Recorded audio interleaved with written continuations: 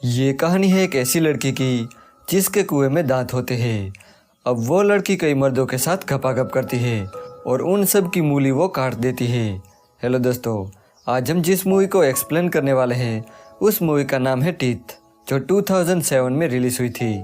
Movie start होती है और हमें दो बच्चों का सीन दिखाया जाता है, जिसमें लड़के का नाम ब्रैड और लड़की का नाम डाउन था। वो दोनों एक टब में नहा रहे थे।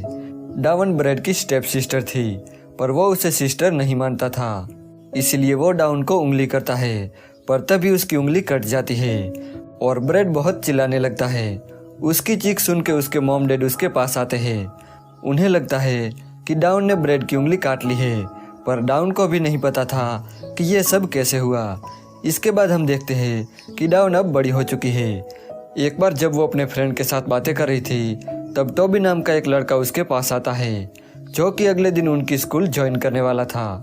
यहाँ वो दोनों एक दूसरे को देखते ही रह जाते हैं और दोनों एक दूसरे की ओर अट्रैक्ट होने लगते हैं। इसके बाद जब डाउन घर आती है, तब हमें पता चलता है कि डाउन की मॉम बहुत बीमार है और उनकी हालत दिन ब दिन बिगड़ती जा रही है, पर डाउन और उसके फादर उसका ख्याल रखते हैं।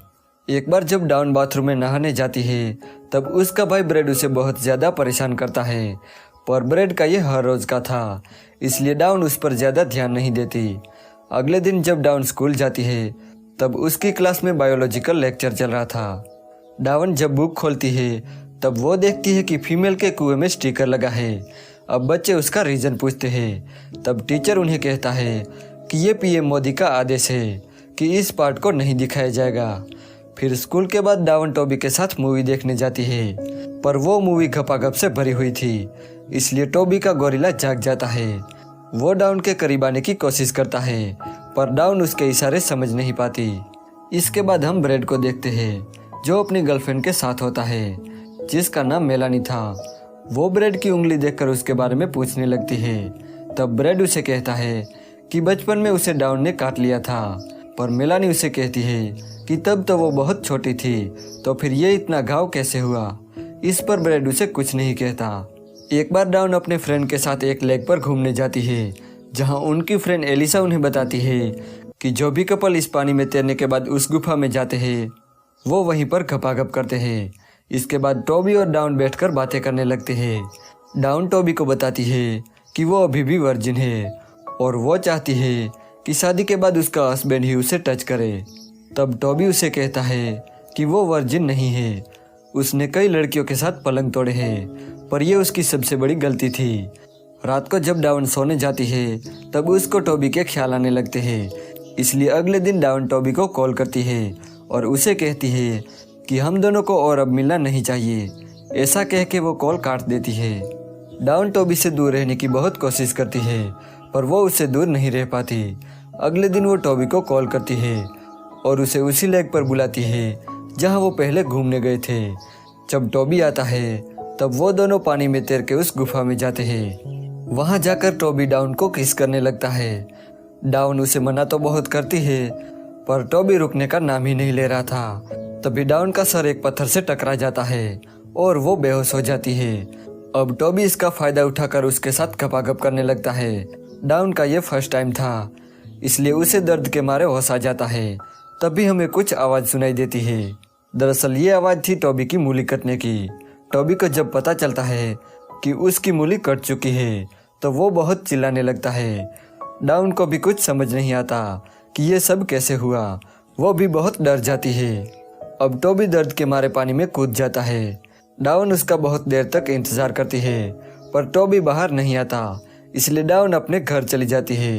अब अगले दिन डाउन फिर से उसी लेक पर जाती है।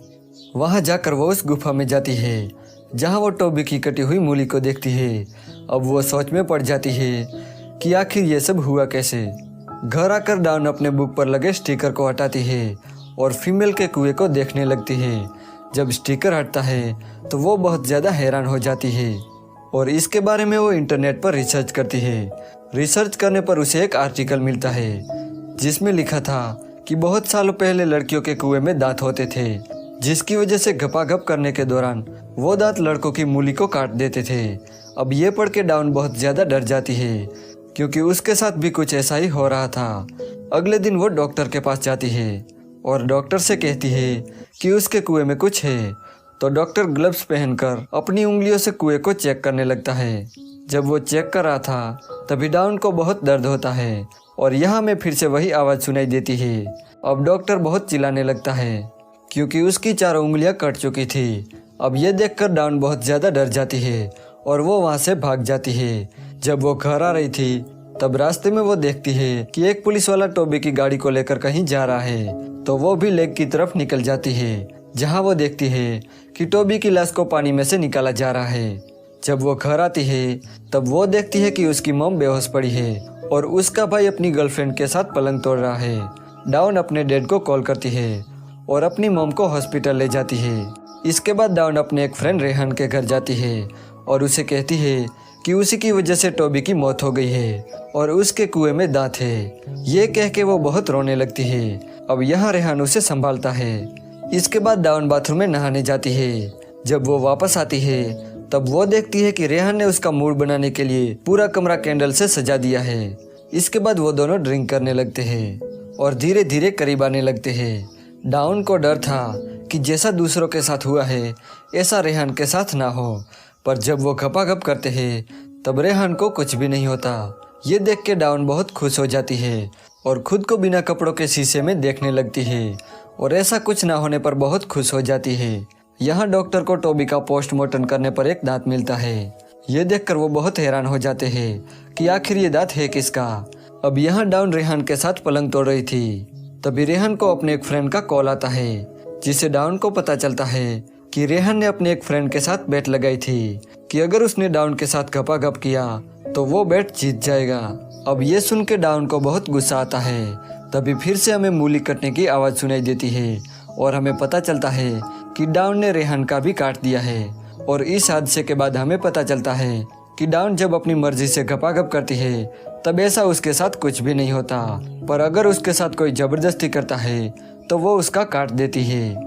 इसके बाद डाउन जब हॉस्पिटल जाती है तब उसे पता चलता है कि उसकी मॉम की डेथ हो गई है और यहाँ ब्रेड और उसके डैड के बीच झगड़ा हो जाता है, जहाँ पर उसके डैड ब्रेड को घर से निकल जाने को कहते हैं, पर ब्रेड उनसे लड़ने लगता है और अपना डॉग उन पर छोड़ देता है, जो उनके गले में काट लेता है। ब्रेड ये सब इसलिए कर रहा था क्योंकि वो डाउन से प्यार करता था, पर उसके डैड ने डाउन की मॉम से शादी कर ली, इसलिए डाउन उसकी स्टेप सिस्टर बन गई। और वो कहता है कि इसी वजह से मैं आपसे और मॉम से नफरत करता हूँ। इसके बाद ब्रेड की गर्लफ्रेंड मेलानी उन्हें हॉस्पिटल में ले जाती है। जब डाउन उनसे पूछती है कि ये आखिर कैसे हुआ, तो मेलानी उसे कहती है कि ये सब ब्रेड ने किया है। और वो कहती है कि उस दिन मुझे तुम्हारी मॉम की आवाज़ सुनाई दी थी, वो बहुत ही मदद के लिए चिल्ला रही थी। मैं उनकी हेल्प करने के लिए जा ही रही थी, पर ब्रेड ने मुझे नहीं जाने दिया। ये सुन के डाउन को बहुत गुस्सा आता है। वो उसे बदला लेना चाहती थी, इसलिए पहले तो वो घर जाती है और मेकअप करने लगती है। इसके बाद वो ब्रेड के कमरे में जाके उसे सेड्यूस करने लगती है, तो ब्रेड भी इसके लिए मान जाता है और दोनों वहीं पर घपाघप करते हैं। अब यहाँ ब्रेड को एक ख्याल आता है कि जब वो छोटा था तब उसकी उंगली कैसे कटी थी। वो ये सब समझ भी जाता है, पर तब तक बहुत देर हो चुकी थी क्योंकि डाउन ने उसका भी काट लिया था। इसके बाद वो वहाँ से चली जाती है और अपनी नई जिंदगी स्टार्ट करती है। एक बार जब वो साइकिल लेकर कहीं जा रही थी तभी साइकिल के टायर में पंचर हो जाता है। वो एक बुढ़े आदमी से लिफ्ट मांगती है और गाड़ी में ही सो जाती है। जब वो उठती है तब रात हो चुकी थी। वो गाड़ी से बाहर निकलने की कोशिश करती है, पर गाड़ी के डोर लॉक थे और वो बुढ़ा आदमी गंदे इशारे करने लगता है। वो डाउन का फायदा उठाना चाहता था। डाउन पहले तो थोड़ा डर जाती है, पर फिर उसे याद आता है कि उसे तो अब किसी से डरने की जरूरत नहीं है, क्योंकि उसे पता था कि बुढ़े के साथ अब क्या होने वाला है। और ये मूवी यहीं पर एंड हो जाती है।